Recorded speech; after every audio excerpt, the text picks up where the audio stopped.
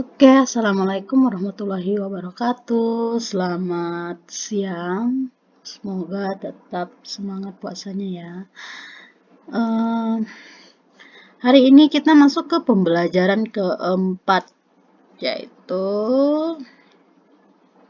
silakan dibuka buku temanya halaman 39. Hari ini kita baca tema 9, pembelajaran ke-1, subtema 1, pembelajaran keempat. Oke, di sini kita amati, ayo mengamati.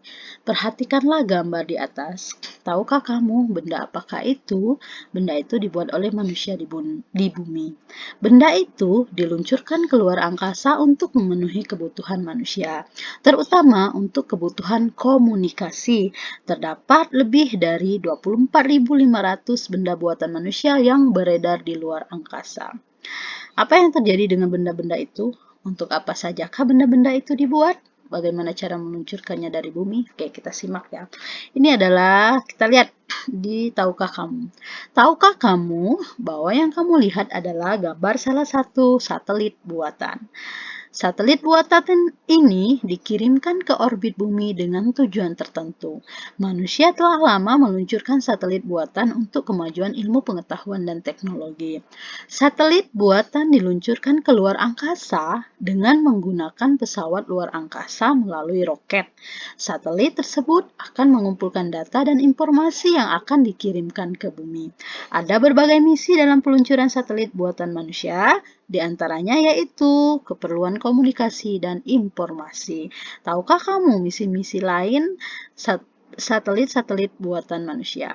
Untuk mengetahuinya, mari kita simak percakapan Udin dan Made. Oke, berarti gambar ini adalah gambar satelit buatan manusia yang dikirimkan ke luar angkasa melalui roket.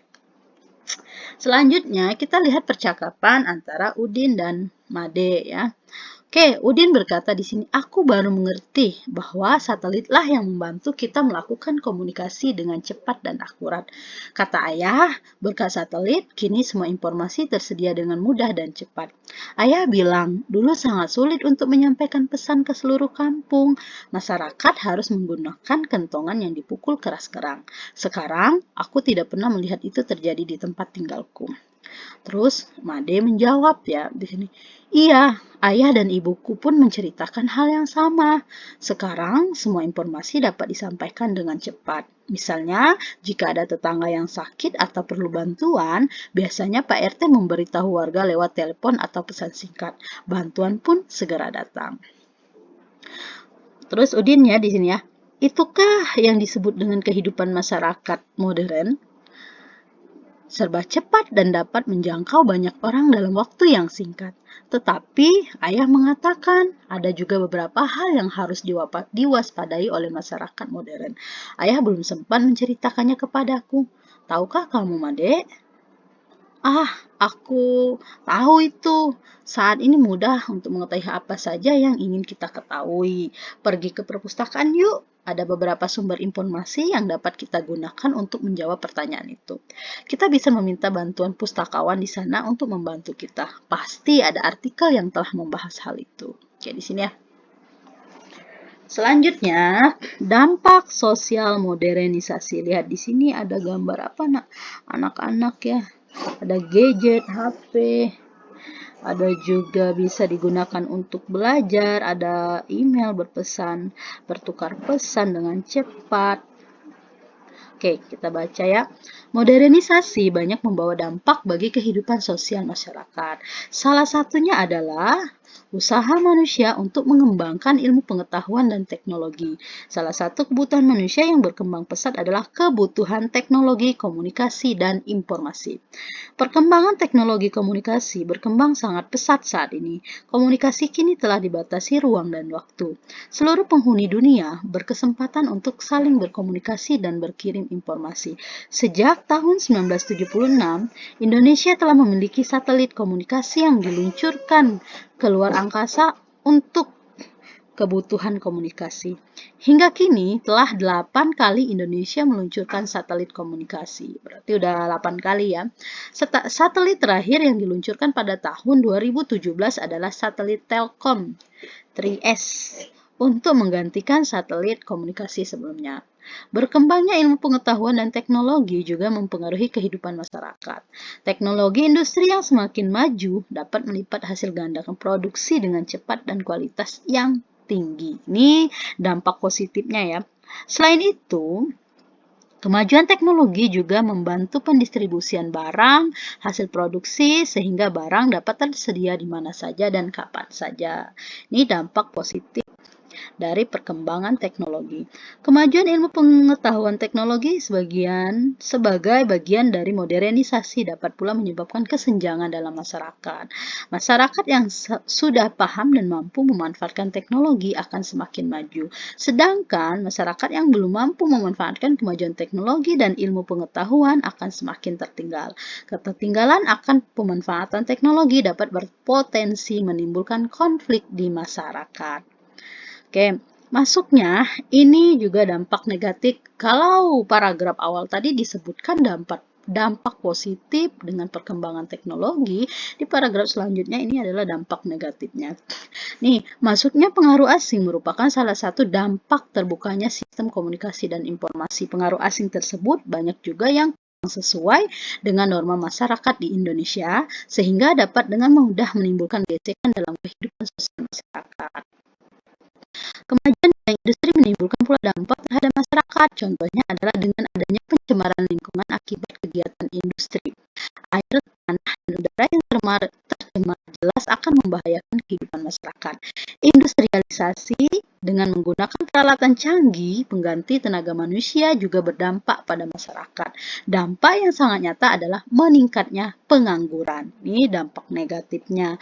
Hal ini disebabkan karena lapangan pekerjaan bagi mereka semakin sedikit. Meningkatnya pengangguran dapat menyebabkan tindak kekerasan dan kriminalitas di dalam masyarakat. Oke, dari sini tugas kalian nanti buat peta pikiran dampak baik dan dampak buruk. Nih ya, dampak modernisasi terhadap masyarakat. Kalian buat di buku tulisnya dampak baik atau dampak positifnya apa, dampak buruknya apa yang merugikan perlu diwaspadai. Contohnya apa dan berikan juga contoh. Sebenarnya di dampak sosial modernisasi ini sudah dijelaskan ya. Silakan kalian baca ulang lagi. Di paragraf awal tadi menjelaskan dampak positifnya. Komunikasi dengan cepat ya, terus hasil produksi bisa melipat gandakan hasil produksi, kualitas yang tinggi, dan dapat menyebarkan dapat hasil produksi barang dapat tersedia di mana saja dan kapan saja. Ini adalah salah satu dampak positifnya. Tetapi tadi disebutkan juga di paragraf terakhir, banyak paragraf yang ujung ya. Nah, masuknya pengaruh asing itu sehingga yang banyak juga yang kurang sesuai dengan norma masyarakat Indonesia sehingga dapat dengan mudah menimbulkan gesekan dalam kehidupan sosial masyarakat. Ini dampak negatifnya. Kemajuan bidang industri juga ada juga dampak negatif bagi masyarakat karena sekarang itu karena teknologi udah canggih, tenaga manusia digantikan oleh tenaga mesin sehingga dampak negatifnya itu banyak pengangguran. Kalau banyak pengangguran, kemungkinan negara kita ini sering terjadi kriminalitas ya, dan juga banyak kekerasan di dalam masyarakat karena banyak kan nganggur karena tenaganya tadi sudah digantikan oleh tenaga mesin. Itu contohnya aja, silahkan kalian nanti boleh gunakan media pembelajaran Google. Ini fungsinya, ini dampak penting, dampak positifnya dari modernisasi. Kita belajar dapat menggunakan media pembelajaran yang beragam. Contohnya Google ya. Silakan kalian searching, boleh berbeda dengan apa yang Ibu jelaskan tadi. Oke, itu dampaknya positif apa dari modernisasi, dampak negatifnya apa, dan contohnya apa. Nanti dibuat peta seperti tokoh utama kayak kemarin ya, seperti itu petanya. Oke, selanjutnya di sini ya.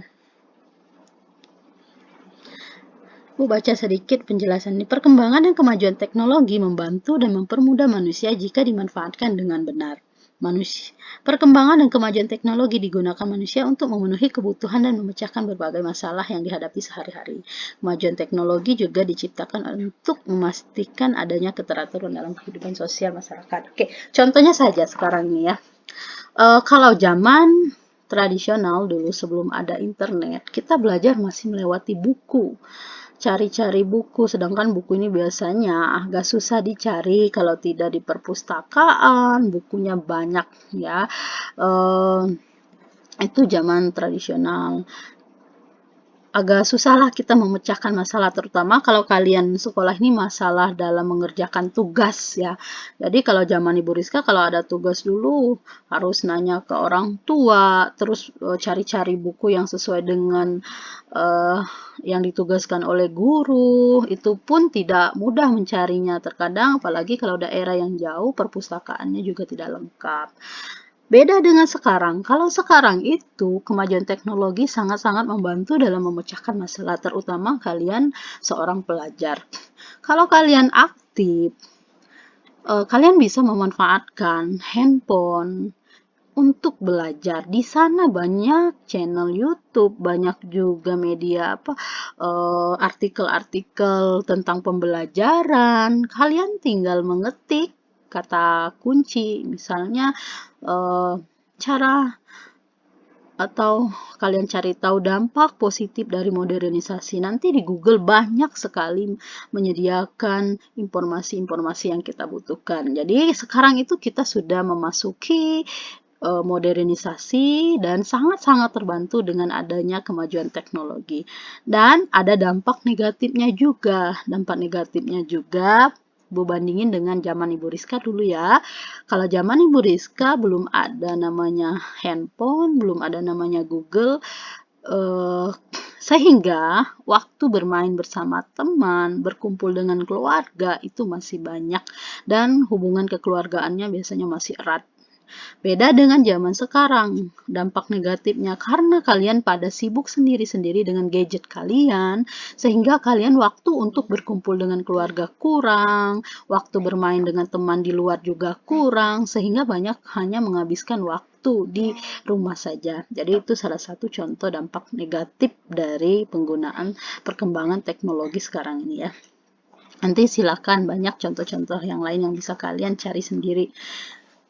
Oke, selanjutnya kita membaca di sini proyek Rino. Jadi tugas pertama kalian buat peta pikiran. Judulnya itu modernisasi. Kalian buat sebelahnya lagi dampak positif, sebelah kanan dampak positif, sebelah kiri dampak negatif, dan paling bawahnya itu contohnya, contoh dampak positifnya apa, contoh dampak negatifnya apa. Oke, selanjutnya kita membaca cerita fiksi. Proyek Rino. Di sini proyek Rino ya. Kenapa Rin? Kok mukanya cemberut begitu? Tanya Kak Argia, membuyarkan lamunan Rino. Suasana rumah sepi. Ayah masih di kantor dan ibu sedang bertandang di rumah tetangga yang sedang sakit. Hari ini Kakak Argia tidak ada kuliah, sedangkan Rino baru pulang sekolah. Masih dengan seragam lengkapnya, Rino duduk termangu di teras rumah.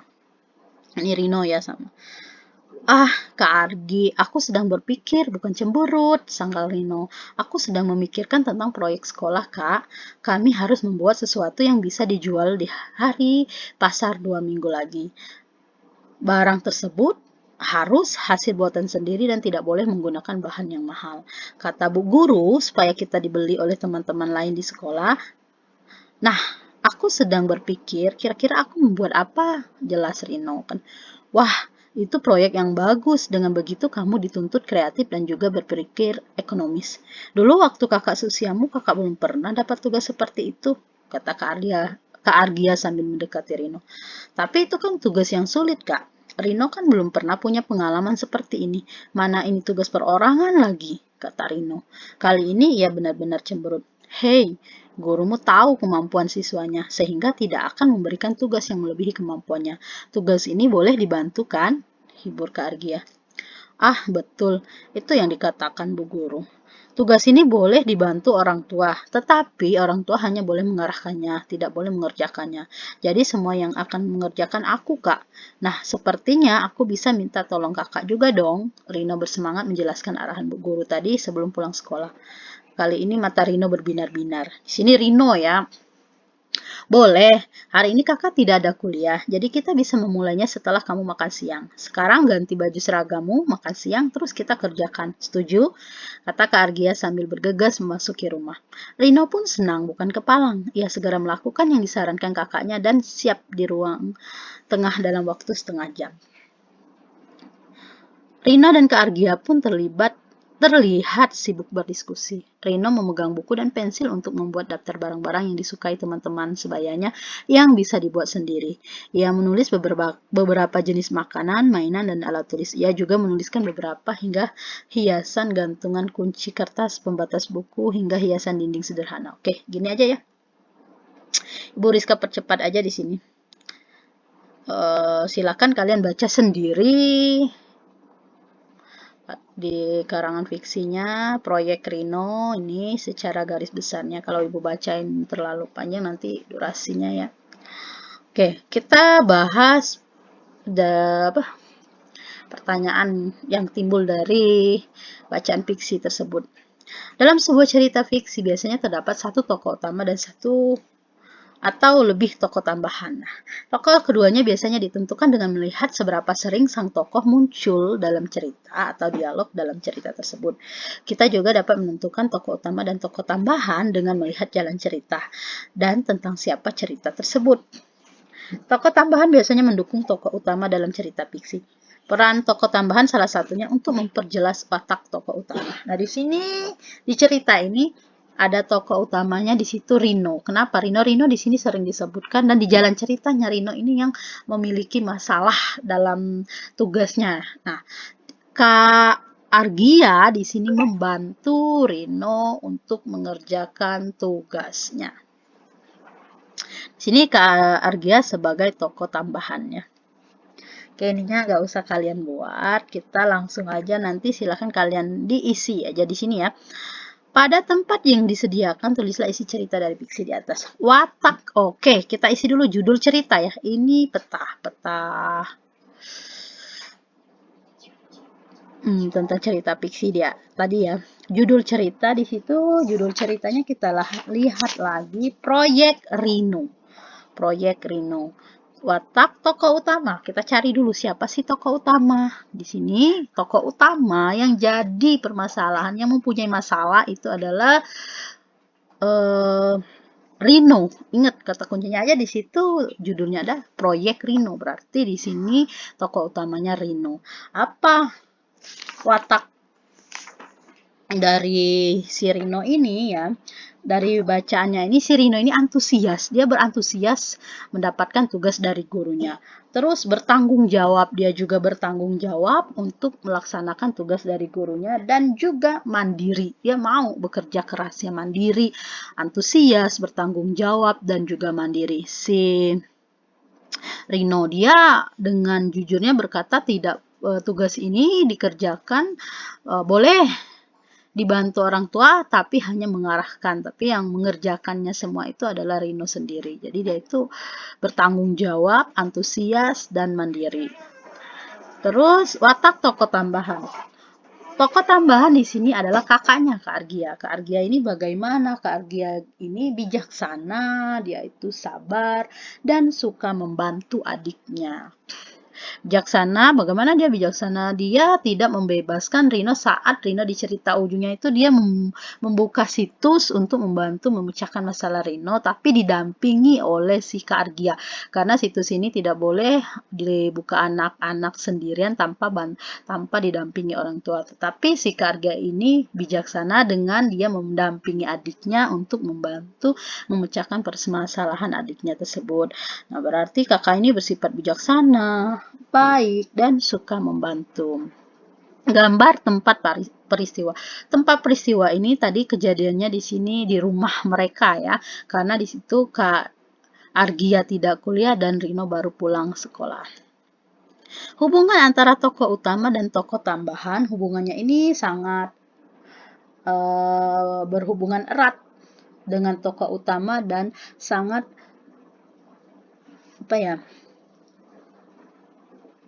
sangat mempengaruhi keseluruhan cerita ya. Jadi ada hubungan erat antara tokoh utama dan tokoh tambahan. Terus isi cerita, silakan kalian ambil isi ceritanya saja, yang pentingnya saja. Di sini Ibu bacain sedikit ya. Rino berpikir keras setelah mendapatkan tugas dari gurunya untuk membuat proyek sekolah. Kakaknya yang bernama Argia membantu permasalahan dihadapi dengan bantuan internet ya. Nanti silakan kalian menggunakan bahasa kalian sendiri, nggak mesti sama dengan apa yang Ibu sampaikan. Oke, selanjutnya setelah kalian baca tadi cerita tentang proyek Rino, kalian sudah tahu tokoh utamanya siapa, tokoh tambahan ya. Selanjutnya kita berdiskusi. Kamu telah membaca cerita fiksi yang berjudul Proyek Rino. Dari cerita tersebut ada hal yang mirip dengan keadaan atau peristiwa yang terjadi di kehidupanmu sendiri. Hal penting apa saja yang dapat kamu dapat dari cerita tersebut? Bagaimana cerita dalam menggunakan kemajuan teknologi untuk meningkatkan persatuan dan kesatuan bangsa. Oke. Di sini Bu Rizka ambil hal penting yang kita ambil dari cerita tersebut. 1. Teknologi dapat menyelesaikan masalah, dapat membantu kita dalam menyelesaikan masalah. Tadi menggunakan teknologi, mencari website, mencari apa yang kita lihat lagi di sini ya.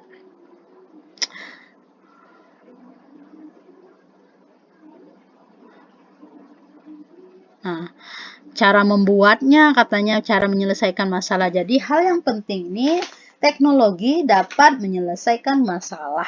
Terus bijak dalam menggunakan teknologi, karena tadi ada situs-situs yang tidak boleh dibuka oleh anak-anak saja, perlu pendampingan orang tua.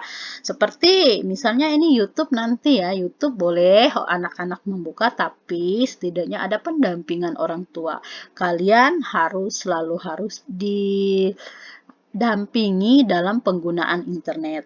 Karena kalau tidak didampingi sangat-sangat berbahaya, karena nih dampak negatifnya banyak situs-situs yang situs-situs porno, situs-situs yang penjualan kemarin ya ada kasus yang penjualan ginjal dan segala hal itu sangat berbahaya tanpa dampingan orang tua. Jadi tolong untuk orang tua di rumah atau orang dewasa yang ada di rumah, dampingi anaknya dalam bermain HP ataupun dalam memainkan aplikasi-aplikasi tertentu ya. Selanjutnya, hal penting juga di sini ada teknologi ini juga akan meningkatkan persatuan dan kesatuan. Ada kerjasama antara Rino dan kakaknya sehingga menimbulkan rasa persatuan dan kesatuan, terutama di antara dalam keluarga ya. Jadi teknologi sebenarnya banyak manfaatnya. Yang jauh bisa kita rasakan seperti dekat, karena perkembangan dari teknologi dapat meningkatkan rasa persatuan dan kesatuan. Itu hal yang penting yang dapat kita ambil dari cerita tersebut. Jadi Rino dengan kakaknya ini lebih akrab sehingga dia bisa bekerja sama. Kakaknya bisa membantu Rino juga bisa dapat dibantu oleh kakaknya sehingga terjalin rasa kekeluargaan yang eratnya. Oke, sekarang ada percakapan antara Made dan Udin. Apa yang sedang kamu renungkan, Udin? Sepertinya kamu sedang memikirkan sesuatu yang penting sekali. Sebenarnya tidak terlalu penting, Made. Saya hanya berpikir bahwa ternyata sistem tata surya kita merupakan satu kesatuan yang tidak terpisahkan satu dengan yang lain. Setiap anggota tata surya mempunyai jalurnya sendiri. Mereka melakukan bagiannya tanpa mengganggu anggota yang lainnya. Coba bayangkan, jika salah satu planet tidak mau berada di jalurnya, pasti berakibat pada planet-planet lainnya termasuk bumi kan? Lalu apa jadinya? Terus kata Made, wah, saya suka pemikiranmu itu, Udin. Itu perumpamaan yang bagus sekali tentang pentingnya persatuan dan kesatuan di sekeliling kita. Apa jadinya jika masyarakat di dalam negara kita tidak bersatu? Pasti kacau balau dan bercerai-berai. Oke, kemarin mengingat pembelajaran kemarin ada semboyan Bhinneka Tunggal Ika. Meskipun kita berbeda-beda, tetapi kita tetap satu jua, ya, gitu ya. Bersatu kita teguh, bercerai kita runtuh. Ingat semboyan ini ya. Persatuan dan kesatuan bangsa merupakan harapan semua bangsa yang berdaulat di muka bumi ini, termasuk Indonesia. Kita bisa merdeka ini karena kita bersatu. Ingat, karena kita bersatu. Tanpa persatuan kita tidak bisa merdeka. Oke, selanjutnya. Ayo membaca-baca lagi makna persatuan dan kesatuan dalam kehidupan berbangsa dan negara. Ingat, di sini lihat gambar. Di sini banyak gambar-gambar daerah Bali, Jawa, ya. Ada yang dari mana-mana ini. Papua dan yang lainnya ya, banyak ini. Indonesia merupakan sebuah negara kesatuan yang terdiri atas berbagai suku, bahasa, dan adat budaya. Makna kesatuan di dalamnya adalah negara Indonesia sebagai bentuk persatuan dari kumpulan suku-suku di Indonesia yang beragam dan mendiami wilayah geografis pulau-pulau di Indonesia. Itu makna kesatuan.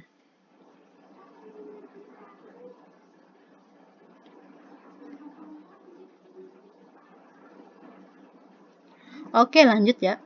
Dari segi geografis, kita dapat melihatnya dari peta wilayah Indonesia. Pengertian wilayah Indonesia berarti bagian bumi yang membentang dari 95 derajat Celcius sampai 141 derajat bujur timur dan 6 derajat lintang utara sampai 11 derajat lintang selatan. Wilayah Indonesia yang terbentang dari Sabang sampai Merauke sesuai dengan batas-batas wilayahnya. Makna persatuan dan kesatuan bangsa Indonesia adalah rasa senasib dan sepenanggungan sebagai bangsa yang bermukim di wilayah tertentu. Senasib karena telah berhasil menjadi bangsa yang merdeka dan membentuk negara kesatuan, yaitu Negara Kesatuan Republik Indonesia. Persatuan dan kesatuan bangsa Indonesia juga bermakna semangat bagi para pemuda yang berikrar dalam Sumpah Pemuda. Para pemuda dari berbagai suku bangsa berikrar pada sebuah Kongres Pemuda tahun 1928. Kesadaran terhadap pentingnya persatuan dan kesatuan bangsa menjadi tonggak sejarah bersatunya tekad pemuda Indonesia.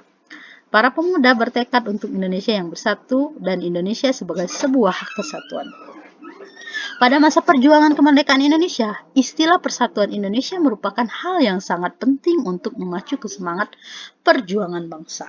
Hal tersebut tercantum pada pembukaan Undang-Undang Negara Republik Indonesia tahun 1945 yang berbunyi, dan perjuangan pergerakan Indonesia telah sampailah pada saat yang berbahagia dengan selamat sentosa menghantarkan rakyat Indonesia ke depan pintu gerbang kemerdekaan negara Indonesia yang merdeka, bersatu, berdaulat, adil, dan makmur. Oke, dari bacaan ini dapat kita isi jawaban-jawaban yang ada pertanyaan pada 48 dan 49 ya.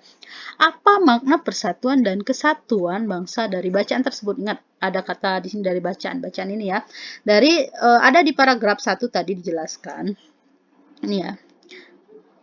Makna kesatuan di dalamnya adalah negara Indonesia sebagai bentuk persatuan dari kumpulan suku-suku di Indonesia yang beragam dan mendiami wilayah geografis pulau-pulau Indonesia. Ini makna persatuan dan kesatuan dari bacaan ini. Terus, apa ya soalnya nomor 2? Nomor 2, apa makna persatuan dan kesatuan bangsa menurutmu sendiri? Menurut saya, makna dan persatuan utuh, tidak terpecah belah, serta rasa senasib dan sepenanggungan sebagai bangsa. Berarti makna persatuan ini adalah sesuatu yang utuh, yang tidak pecah, ya, serta ada rasa senasib dan seperjuangan sebagai bangsa Indonesia. Bagaimana persatuan dan kesatuan bangsa diupayakan oleh para pendiri bangsa?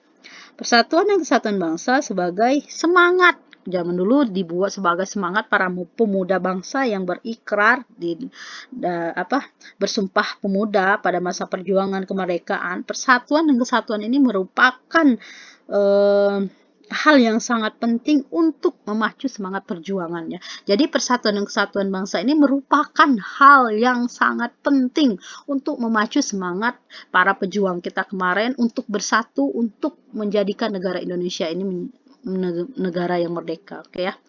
Terus bagaimana makna persatuan dan kesatuan bangsa Indonesia saat ini? Nah, saat ini maknanya Indonesia adalah Indonesia negara yang beragam, baik itu suku, agama, budaya, adat itu ya. Jadi itu jadi pemikiran kita kalau kita itu negara kita itu emang beragam ya Nak ya. Banyak ya banyak suku, banyak bahasa, banyak budaya. Terus setiap orang mengisi kemerdekaan bisa mengisi kemerdekaan. Setiap orang itu memiliki kebebasan untuk mengisi kemerdekaan dan